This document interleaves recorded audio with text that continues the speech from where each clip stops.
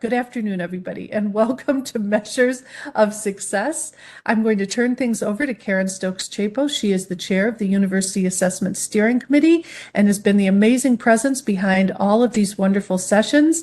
Karen, we're really looking forward to hearing from our grant winners today, and I will turn it over to you to do the introductions. Thanks so much. Sounds great. Thanks, Glenn. I appreciate that. So good afternoon, everyone. Very special welcome to anyone. I don't think we had anyone sign up from outside Western, but we may have someone join us. We did invite other institutions outside of Western, so welcome to everyone. I'm so pleased to see you all. If you don't know me, I'm the Program Manager Assessment in the Office of Institutional Effectiveness at Western. And as Glenn was mentioning, today's session is learning from our assessment heroes, the 2022 mini grant winners. And that session is being offered as a part of our new Measures of Success Educator Impact Series. And we do have 2 more sessions that are part of that are going on this week, which I'm really excited about. So if you haven't signed up yet, please go ahead and do so. I think you won't be sorry that you are do. Tomorrow we have a wonderful presentation that will be given by Dr. Kate McDowell from the University of Illinois Urbana-Champaign around data storytelling strategies. So I'm really excited for that. So join for that at noon. And then on Thursday, we have, as Glenn mentioned, the single point rubric session shared by our wonderful WMUX instructional design team. So a couple great offerings, as well as the sessions that will continue on into the summer that are going to be a part of Measures of Success. So plan to join for those and all the wonderful offerings that will be happening within WMUX. There's a lot going on, and it's free professional development. So please take advantage of that. It's amazing what we have to offer here at Western. I think that, yep, so there's the events link. Go ahead and put that in the chat. Thank you for sharing that. So you can go ahead and click on that to sign up for any of those sessions. And if you don't know, or if you're interested, we are offering a certificate of completion for the Measures of Success series. So if that's something that you're interested in, Glenn would be happy to answer any questions that you have, or just let her know that you're interested in that. And she can share her email in the chat if you want to go ahead and connect with her. She'll be able to answer those questions.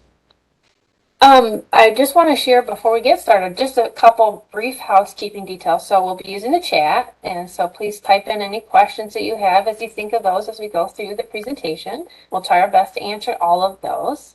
And we are recording this session so that we can share it with anyone who's registered in case they couldn't participate, and then we can post it on the website as well. So if you don't wish to be recorded, please keep your video off and keep your microphone muted. And if you do turn on your video or unmute, then you're consenting to be recorded. So I just wanted to let you know that. Thank you. And one other thing before we get started, I just want to take a moment to thank our planning committee. It's a wonderful group, and also the team in WMUX. Everyone's been just such a great help in making sure all these sessions happen. So I appreciate y'all, and I want to say thank you so much to everyone for that. So let's go ahead and get started then with our content. So we have a wonderful group of panelists joining us today to share with you about their 2022 assessment mini grant projects, and a special welcome to all of them. Thank you all so much for being here. But before we hear from them, I'm going to just share some brief information with you all about the assessment mini grant program. So let me pull up my slide here so you can see this. Can you all see my slide? Yep. Okay. So the program, the Assessment Mini Grant Program, is something that we offer annually through the University Assessment Steering Committee, and it's sponsored by the Office of Institutional Effectiveness. And it's something that's been in place over the past 3 years. I can't believe it's going on to the 3rd year already. Each spring we offer the mini grant program. And it's intended to provide financial support for assessment-related projects to improve learning outcomes for students as well as other learners that we may all work with in our different programs and units, both for academic and co-curricular programs, and also to help advance the work of assessment in all the departments and programs at Western. And the main purpose is for continuous improvement in student success. In addition, the focus of the grants is to provide that means of moving forward through the assessment cycle. So helping people to advance to the next step, to either start a learning assessment project, if they want to develop a new assessment plan or revamp their outcomes. It's also something that can be used to learn about assessment best practices or develop new or continued expertise on assessment related topics. And then those who are interested in the program complete just a brief proposal to apply for funding. And applicants can be administrators, staff, faculty, or even graduate students. As long as the grad students work with a co-PI, we'll even consider their applications as well. So each fall, late fall, early spring, the University Assessment Steering Committee will review those proposals, and then the grants are awarded for the spring of that fiscal year. And we have $15,000 available, which I think is a nice chunk. I wish we had more, but I think it's great that we're able to offer funding for projects for this purpose, and a maximum award amount of $1,500. And then as part of the program itself, the participants, the recipients are asked to participate in sessions like the one today so that they can share with you about their projects, and most importantly, so we can lift them up and highlight all the great work that's being done around assessment. As I was mentioning to the participants who are going to share today, I think it's a great way for us to be able to just collaborate. We don't always have time to talk with each other from different programs or even different colleges. So sharing ideas, and I'm hopeful that you all take away some ideas that you can use in your own work with students and with assessment, and maybe spark your interest in applying for one of the grants in the following year. So for more information about the grants themselves, I have that website in the slide here, wmich.edu/assessment/grants. Just some brief information there, and the request for proposal documents, you could take a peek. That might change for the next program, but just to give you an idea of what we look for. And then I also put in a link here that you can take a peek at the mini grant projects from 2021. We did a little more in-depth approach to sharing about the projects last year, and we conducted, actually, WMUX, the team there, did a wonderful job of recording interviews with those grant recipients. So you can take a look at those recordings to learn about their projects, and that website to get to those is there, as well as the grant presentation last year that we did at the assessment conference. So that's enough from me. I'm going to go ahead and stop sharing now. And I'll turn it over to my wonderful colleagues. The first group that's going to be sharing about their assessment mini grant project is Dr. Amy Heath, who is the program director in the Department of Physical Therapy, and her colleague, Dr. Carrie Barrett, who's an assistant professor also in physical therapy. So welcome to both of you, and thank you so much for being here. Hi, folks. Thanks so much, Karen. I appreciate it. Can you all see this screen appropriately? Yeah. The title slide. Okay, fantastic. Wonderful. This is our opportunity to tell you a little bit about the project that Dr. Barrett and I did called Creating a Culture of Assessment, Building a Sustainable Model for Communicating Outcomes to Guide Change. And let's see if I can get this to advance now. This is me. If you can't see me on the screen, I am the program director for the Doctor of Physical Therapy program, as Karen mentioned, and my colleague, Dr. Barrett, she will introduce herself. Hey everybody, I'm Carrie Barrett. I am an assistant professor at the PT program and work with Dr. Heath in the department curricular committee. I'm extremely happy to be part of the mini grant and assessment research project.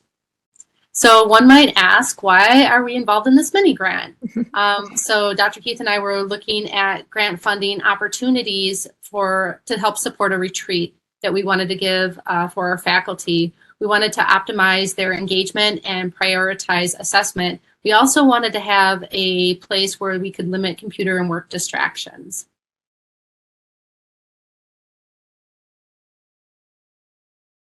Hand it over to you, Amy. Yes, thank you. Sorry, I was trying to advance the slide and that was not a smooth transition. Forgive me. And so when we wrote up our proposal, this was essentially the purpose that we came up with, right? The purpose of our project was to develop a sustainable model for communicating results from different assessment data points which will allow faculty to discuss areas of improvement and or change. And so a couple of things to give some context to this project. So the Doctor of Physical Therapy program is a relatively new program here at WMU. We admitted our first cohort in 2019, and we graduated our first cohort in 2021. So our program is about 2.5 years long. We have an external accrediting body. The acronym for them is CAPD, and so you might see some references to CAPD along the way. And so although CAPD has a requirement for assessment, as I'm sure a lot of our governing bodies do, they don't really tell you how to do it, right? And especially they don't really tell you how to do it well. And so oftentimes it's really up to the faculty that maybe get tapped to do this, to come up with a model, or if you are fortunate enough to have a faculty member on your faculty that really has an interest in doing assessment, then they're the ones charged with looking into models. And so even, you know, regardless of who it is that's in charge of this, when you go into the literature, there's lots of literature that supports good practice or best practice in assessment, but it's still, there isn't a model. And so that was really something that we wanted to come up with, was this this model or blueprint down here that other departments could utilize and make their own, you know, thinking of it as a sort of a framework or some guiding principles. And we just really wanted to be transparent about the process and its whole. And so we sort of operationalized what a sustainable model would look like, in that it would conclude information about data collection and analysis. We're going to give you some information about the retreat that we developed. We thought that this was really important because we know that assessment is sometimes not everybody's favorite topic. Probably not in this crew, but in a lot of other sort of faculty settings. And so, you know, we wanted to commit time to this so that we could have open and honest discussions about what our curriculum looked like, what our program looked like, and where are the areas that we needed to see change. And we thought that the best way to do that would be through a retreat. So in doing all of these things, what we're really hoping to do is develop a culture of assessment. But because we're still so new, and our first retreat was actually just last spring, it was sort of the culminating event of our project. We're still sort of undecided as to whether or not we've created a culture, right? We're sort of planting the seeds and letting them grow. So this is what we ended up with. Okay, and there's a lot of information on this slide, and so I'm just going to talk you through it. Our sense is that you probably weren't super interested in what the actual outcomes of physical therapy education were, right? But really just talking about what is our process for assessment. And prior to coming into this, prior to earning and winning this award, we didn't have any of this written down. We had a couple of surveys that were developed, a couple of surveys that were in the process of development. We had an idea that we wanted to do to get some actual like qualitative feedback. And then we have results from our licensure exam. And so it was really up to Carrie and I as our curriculum and assessment committee to come up with a plan for how are we going to integrate all of these things together. And so that's what you're looking at. And so this first sort of figure up here, it gives you, one of the things we know about best practice in program assessment is that it should be sort of quality improvement based, right? And so we'll talk more about that when we get to the bottom figure, but that it should really include all stakeholders or multiple stakeholders. And so we started to look at who are our stakeholders, which we call participants mostly, in our PT education curriculum. And so we have the faculty, we have the students, obviously. We also have information that we gather from our graduates at 6 months post-graduation, which is different than the survey that the WMU sends out. And then we also want to get information from our external stakeholders. So people like our employers, we have advisory committees, we send our students out on what we call clinical rotations, but most of you would probably call them practicums. And so we wanted to get information back from them. And so that was sort of the first place, is like, who are all these people that we need data from? Then we had to match our tools to those folks. So we have a particular faculty survey that we run every year in early fall. And so that's what this next column is. Can you see my mouse when I roll over it like this? Or am I the only one seeing? Okay, fantastic. So in the early fall, this is sort of the time frame for that faculty survey. And this is going to tell us about program assessment.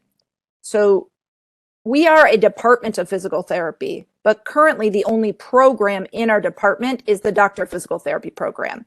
So it's a little bit mashed up into one. So we wanted to really sort of delineate sort of programmatic, think admissions and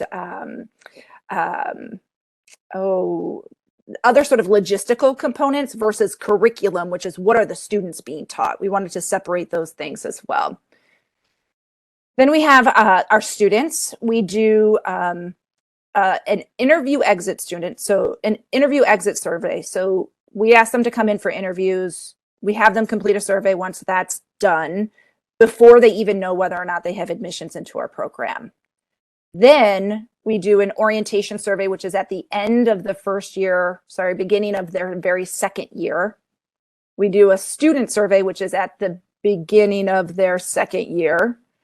And these things both give us information about the program, sort of processes that they've been involved in, because at this point, they haven't seen the curriculum as a whole to know how all of the pieces might fit together well. We actually do that with our graduates, with our third year debriefing session. And what we do here is we bring everybody together. And it's really important to us that we feel like everyone has a voice in this. And so we ask the students to complete a Qualtrics survey about how courses are connected and how well they felt like they learned the information that they were supposed to learn in that class. So that's one piece of the debriefing session. We ask them to do that first. Then we come back together as a whole cohort and we ask them what's going well in that sequence of courses, what needs to be improved, what's something that needs to be stopped immediately, it's not going well, and then any other feedback that they have. So everybody has an opportunity to voice their opinions in the Qualtrics survey. And we know that, there's always people who have a louder voice. And we want to make sure that just because somebody doesn't want to contribute in the actual discussion doesn't mean that their perspective isn't included. So we do both of those things. And then we work to triangulate that data after the fact. And that's part of the analysis as well. We have a graduate survey, which I mentioned earlier, goes out 6 months after students have completed the program. And then the NPTE results, that's the National Physical Therapy exam. That's our board licensure exam. And so we get information related to content. We get information. We can benchmark ourselves against competitors. And so we benchmark ourselves against all of the Michigan schools. Plus, then we can get a report for just our students. Lastly, we have our external stakeholders. This external stakeholder survey goes out at the same time the graduate survey does. So 6 months post-graduation, we send it to our graduates and we say, please forward this on to whoever your most immediate supervisor is so that we can get information from employers about how our graduates are performing now that they are employed and not students anymore. So the timing for these things happen in December. So when we go down to this figure down here, we sort of see the trajectory of how the assessment plan moves through time. The idea being that the strategic plan really sort of guides our program goals, our student goals, our graduate goals. That is reflected in the data that we're collecting. All right, so we had a strategic plan. We're collecting all of this data, right? And these are all of the things that I sort of just went through. That's all happening. That data collection happens in the fall semester. SPEAK, right, which is the Curriculum and Program Evaluation and Assessment Committee, which is Carrie and I, we then take all of those results, evaluate them, related to our goals, related to our CAPTE accreditation standards, as well as we have another organization in physical therapy called the Academic Council of Physical Therapy. And they've developed what they call an excellence framework. So if you can think of accreditation standards as being sort of the low bar and the excellence framework as being a high bar, right? Where do we fall relative to those two things? Once our evaluation is complete, we take that information to the faculty.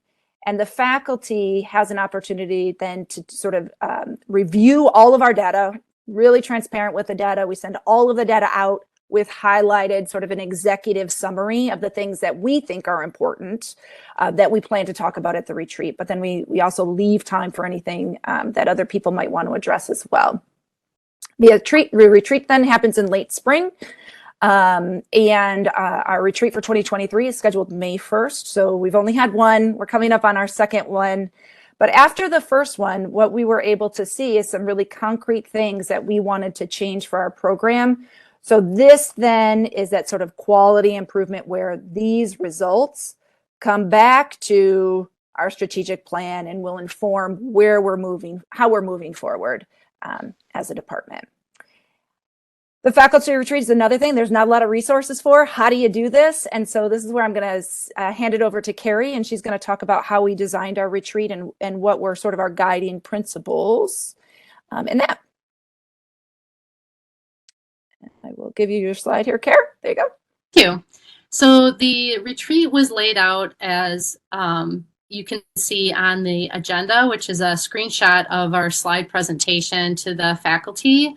When we were creating the retreat, Dr. Heath and I wanted to really set it up as a holistic approach. We wanted to give faculty food and an ability to exercise during this long day. We wanted to be able to give them breaks for using the bathroom and using their technology that was more focused instead of potentially disruptive during our conversations. We had it set up in this beautiful scenic environment. We were able to rent through the grant funding. Kalamazoo Nature Center has housing and conference centers available, and we rented a place in the woods, and all these windows showed this beautiful woodland scenery, which created a very relaxing atmosphere. So setting it up, as Dr. Heath mentioned, providing lots and lots of data to people who may or may not be interesting can be a challenge. And so we really wanted to set ourselves up for success in this. Half of the day was regarding the program assessment, and half the day was regarding the curricular assessment. And within each of those, we really had intentions to have different ways of delivering the data where it was inclusive and engaging all of our faculty teammates.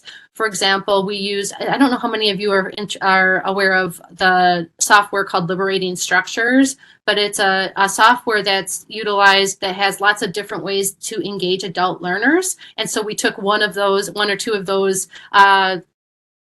different activities and applied it to our faculty to engage them. A real quick example is we had flagged in one of our curricular assessments, we had flagged a course that was needing to be reviewed, potentially problematic as seen by students, faculty. And so in doing this, we handed out a ton of Post-its to the faculty sitting there. We gave 3 prompts on a big sheet hanging on the wall that said things to improve, or things that are going well, things that need improvement, and what are ideas for change. So 3 prompts. Each of the faculty members had 2 minutes to write down their own individual ideas. They then had 2 minutes to take their Post-it and discuss it with another faculty member that they weren't sitting next to. And they did that again. So they had their own, they had another, and 2 other faculty ideas on what was working well, what wasn't working well, and what needed to, what are ideas to change. We then collected all the Post-its, threw them on the board with clarification and trends that we saw, and had an awesome discussion that included everybody. So that was just one example of the liberating structures. The last thing that we did is we provided a social option. We reserved a local restaurant that was individually funded, not grant funded, so that we could get together and really be engaging with each other on a human level, not just a faculty teammate level. So the next thing we'll talk about is And Kara, I'm sorry to interrupt you, but I did get a flag that we probably need to wrap it up quickly. And so I think maybe if we just leave this, if anybody has questions for us, we're happy to address those. If you're interested in the data at all, here are our emails, and that way we can make sure that we stay on time. And I apologize, Carrie, because I think I probably talked too much. Worries. No, I think it was just, we started a little slow, so I apologize. But yeah, I want to make sure we can get to the other groups. But thank you so much to both of you for sharing about this. I think one of the things that really stood out to me was I was excited to see how you're going back and connecting through the strategic planning with your assessment and then incorporating that all together, because that is something that's really crucial to have those two pieces fitting together. So that's exciting to me to be able to see that. So, and are there any questions from the group, the participant attendees for Amy or Carrie before we move on? Please share those in the chat too, and we can try and get to those if we have some time at the end as well. But all right. Well, thank you so much to both of you. I appreciate it. Thank you. So our next project that we have, please welcome my next wonderful colleague, Dr. Elizabeth Isidro, who is the director of the McGinnis Reading Center and Clinic, and she's assistant professor in literacy studies in the Department of Special Education and Literacy Studies, if I could say that, here at Western. So welcome, Dr. Isidro, and thank you for being here today. Thank you, Karen, and thank you, Amy and Carrie, for, I'm trying to multitask here as I share my screen. Thank you again to Amy and Carrie for that inspiring presentation. I'm already thinking about program planning on my part as a reading center director. Just this idea of a retreat is very intriguing. Anyway, as Karen mentioned, I am Elizabeth Isidro, and I'm an assistant professor of literacy studies at the Department of Special Education and Literacy Studies. And I also serve as the director of the McGinnis Reading Center here in WMU. I've been with Western since 2018, so it's really nice to be able to participate in these types of presentations and connecting with other colleagues. Anyway, the title of my presentation is Identifying and Negotiating Learning Needs of Tutors and Tutees from the Lens of Socially Just Literacy Teaching. And to, let me set my timer here too, to start my presentation, I think it would make sense to give a little bit of context about the center. The McGinnis Reading Center was established in 1932, so we're like 91 years old. And we serve two stakeholders. We serve tutees, who are pre-K 8th grade children who come to the center for reading support and or enrichment. But we also serve tutors who are college students taking or pursuing their undergraduate degree in elementary education. And they need to learn how to teach reading as part of their program. And we are housing, the Reading Center is housing that practicum. The center has been around, sorry, I'm trying to transition to the next question here. Why did I get involved with the Assessment Mini Grant Program? So like I said, we've been around, but we haven't had any way to gauge program effectiveness, except that we've always had this program satisfaction survey for parents or families to complete at the end of each program cycle. And we know that program effectiveness and program satisfaction, they're not the same thing. So there is that issue to deal with. But as far as that program satisfaction survey, I mean, it was, giving me some information, but there came a point where the information, the results from the survey was just the same. It was like, there's nothing new. And while many of the parents were satisfied with the program in general, the survey just felt flat and it just became uninformative to me. So again, I was thinking about program effectiveness and the need for a new kind of program evaluation, not just the satisfaction survey. Now, in 2020, during the pandemic, and as we came out of lockdown, I noticed that the center started having more students or tutees from diverse backgrounds. And so I was reflecting on whether or not the tutoring sessions were really effective or responsive in attending to tutees' needs. But then I also realized, like, wait a minute, there are also needs or learning needs that these tutors have, right? We're housing their practicum, and so they have practicum learning needs. So to be fair and to be just, I need to be thinking about those two sets of needs, my two stakeholders. So anyway, I was thinking, like, once I know their needs, then I could check the center if it's really delivering and serving the needs of those two stakeholders. Okay, so perfect. I think this idea of, having these needs assessment and it's really blending or working well with my desire to have a program evaluation. So the next question I asked was, how am I going to do that? Okay, so I had to grapple with this essential question: how do I envision the reading center as a site for these children and college students? I told myself that I should have a specific focus where I could orient everything towards, like, all our goals, our lessons, activities. It should target that one thing. So as a confluence of everything, I decided that it had to be socially just literacy teaching. Okay, so I wanted to do, again, program evaluation, right?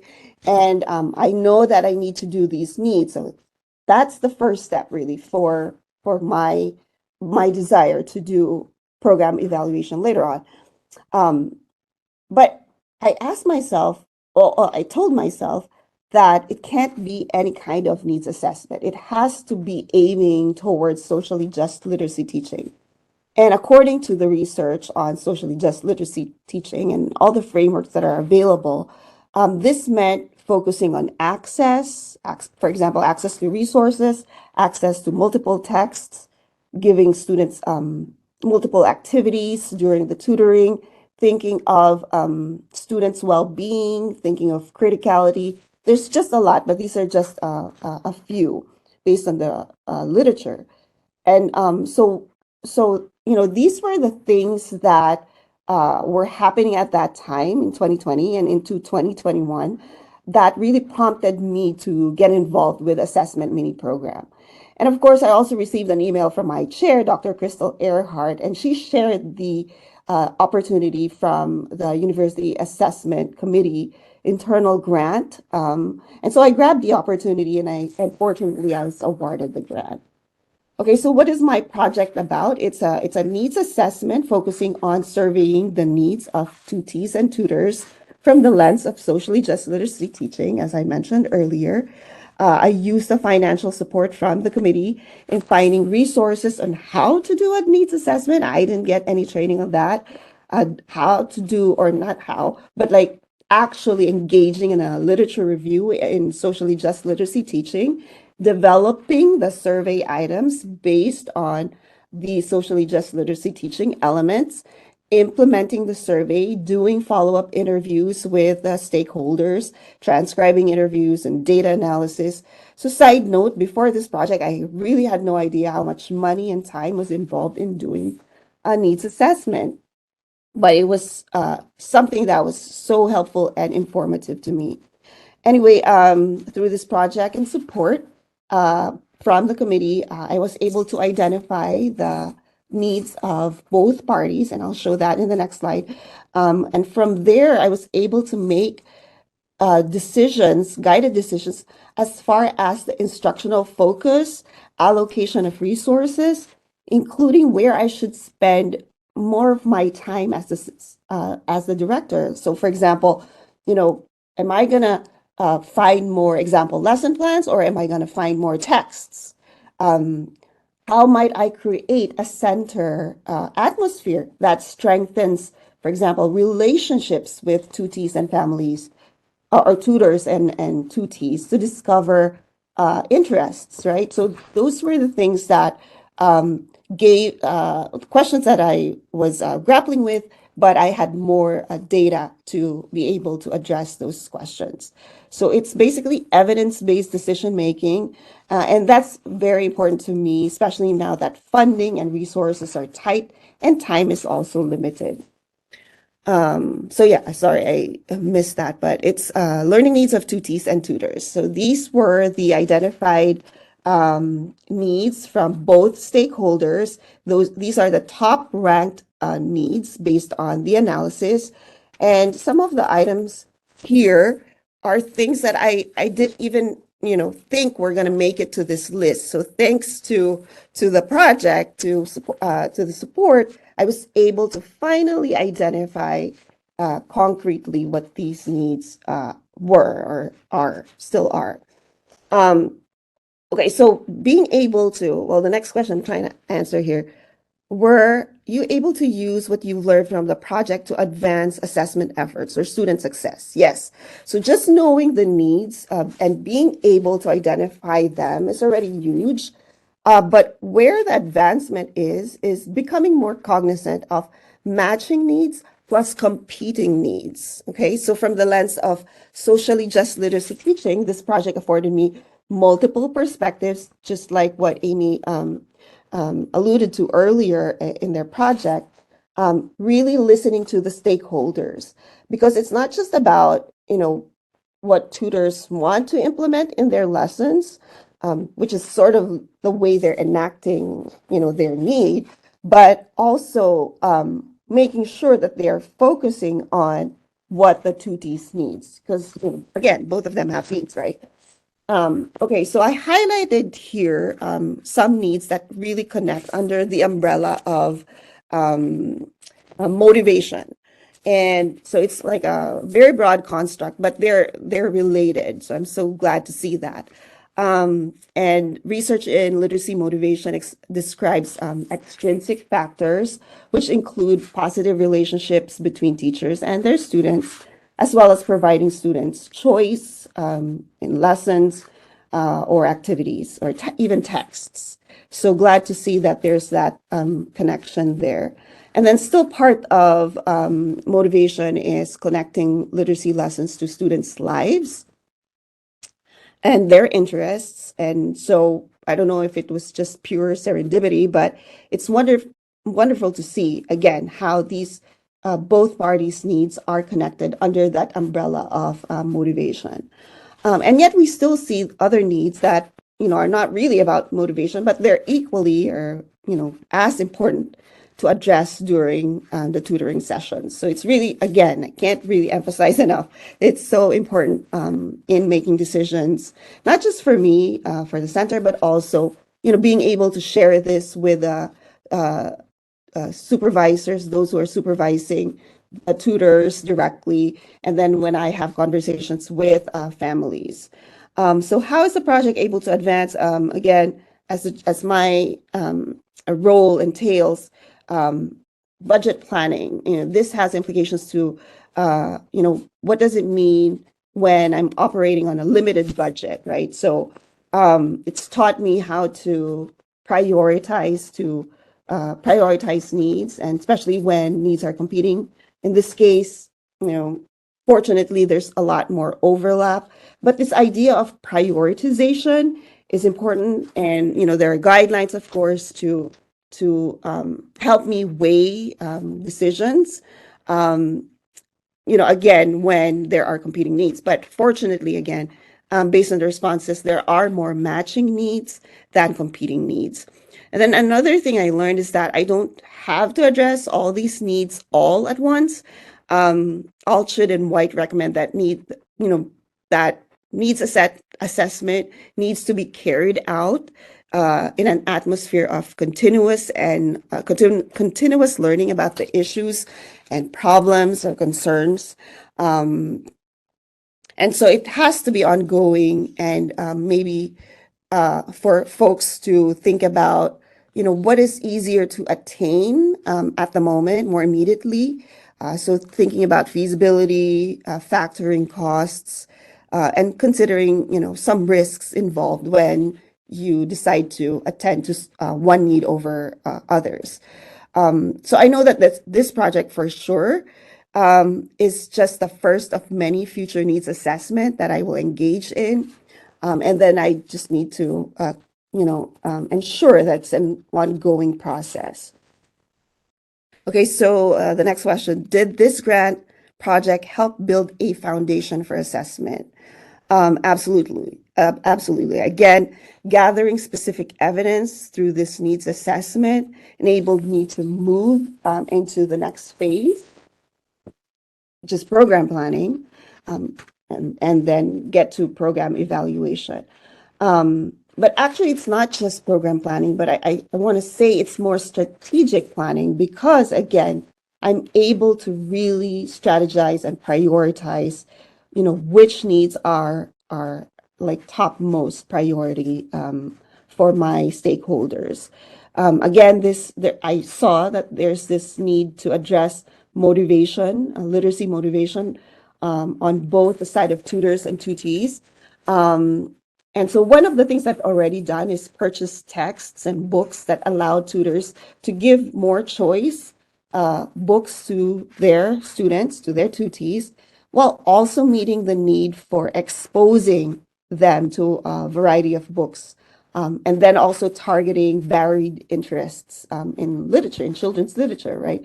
So I'm already hitting 2 to 3 birds within one stone, right? Using one stone.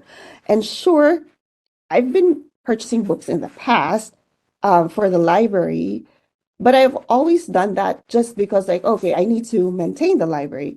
I wasn't thinking that, oh, by purchasing, varied books, I'm actually targeting this specific need that is connected to increasing motivation.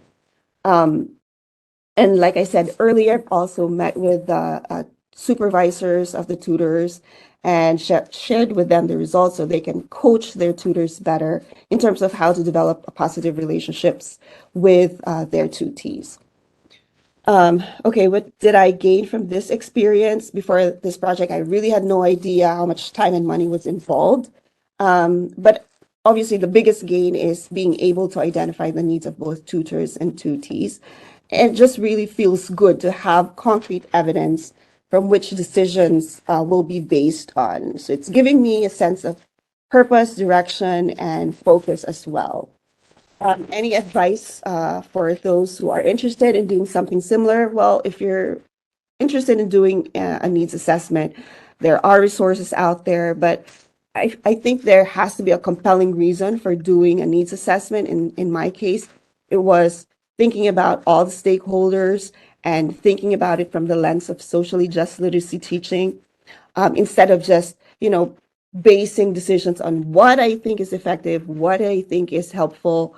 No, it had to be based on what the stakeholders actually need, and we need data for that. So I hope this presentation was helpful. Thank you again for the committee for supporting my work. This is really helpful in impacting tutors and tutees that we continue to serve throughout the semesters year after year. So this is the end of my presentation, and thank you for listening.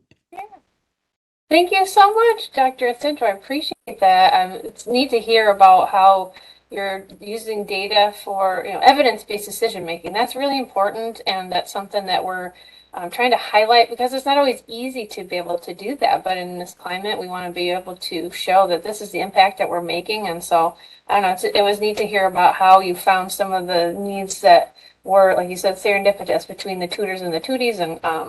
And I'm excited about your project work, both of the groups so far they've shared. And I apologize for the beginning. We were a little long-winded myself, and I won't say Glenn was. She was fast, but we need to jump into our next group so that they can share about their presentation. And if you all have a few minutes afterwards, maybe we could stay and answer some questions that you have as well. But This last group, I would just wanted to mention they're from the Department of Family and Consumer Sciences. We have Dr. Zisun Yoon, who's Associate Professor, Dr. Chitra Singh, who's Assistant Professor, and then Ms. Kelly Weathers, who's a Faculty Specialist and Advisor for student organizations, all within fashion merchandising and design. So welcome to all of you, and thank you so much for being here. Thanks you. for all the time you've all spent here so far. Okay. Hello. We are excited to introduce our project, Curriculum Remapping for Fashion Merchandising Program, to you. Here are the project team member. 3 fashion merchandising faculty got involved in this project. Chitra? Hi, my name is Chitra Singh, and I am Assistant Professor in Fashion Merchandising and Design program. And I'm Kelly Weathers. I'm also in the Fashion Merchandising Design program, Faculty Specialist 2. Been at Western for, I don't know, long time. Part-time, full-time, whatever. Okay. My name is Jisun Yut. I've been here Western since 2008. I'm teaching fashion merchandising courses. As a program coordinator, I have also taken on a leadership role in preparing for accreditation, improving curriculum, and ensuring the overall success of students. So getting involved with this assessment mini grant program was because we wanted to make a meaningful contribution to the curriculum and assessment development of the program that will provide students with the knowledge and skills they need to succeed. When we learned about our accreditation committee's feedback, the review committee said the current curriculum and assessments are not clear and not managed according to Bloom taxonomy levels and scaffolding learning objectives. And they also said the program does not meet the standard that at least 40% of the required 120 hours are program content specific. So we wanted to achieve several important outcomes by participating in the curriculum remapping. First, we aimed to contribute to curriculum improvement for student success to stay up to date and responsive to the rapidly changing apparel industry and ensure that students are well prepared for their careers upon graduation. Another objective we had was to assist in meeting the requirements of TakePack accreditation and achieving program accreditation from TakePack. The refinement of the curriculum map will go a long way in ensuring that program meets the rigorous standards set by TakePack, which is the only accreditation offered in the textile apparel area. Achieving this accreditation would position the fashion merchandising program as one of the few programs within the country with this accreditation, which would enhance our reputation and program ranking and be an asset to the university community. So here is our visual presentation about our program procedures in program level mapping. So we have 2 different mapping. First, using this grant fund, we focus on program level mapping. And then after the completed curriculum alignment metrics, we did a course level mapping for enhancing assessment tools and assessment learning student learning assessment. So faculty advisory board, alumni, and other professionals carefully review the program's learning goals, course offerings, and curriculum map, and they provide us some good suggestions for improvement. So our program level remapping was the process of identifying revision points and matching learning outcomes with the element of the curriculum to create a better alignment between the learning goals and learning opportunities. After curriculum alignment metrics, we submitted our proposal for curriculum changes, which were accepted in December 2022. And we have worked on course level mapping and enhancing assessment tool since fall 2022. It took more than a year to do program level and course level mapping.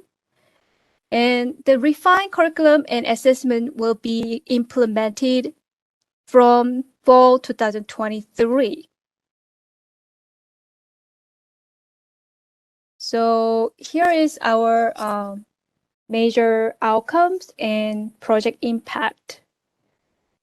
So Kelly or Chitra? Sure. So we had the accreditation, which was looming, and we wanted to achieve the accreditation. Of course, it would be the first and only accrediting body in our field.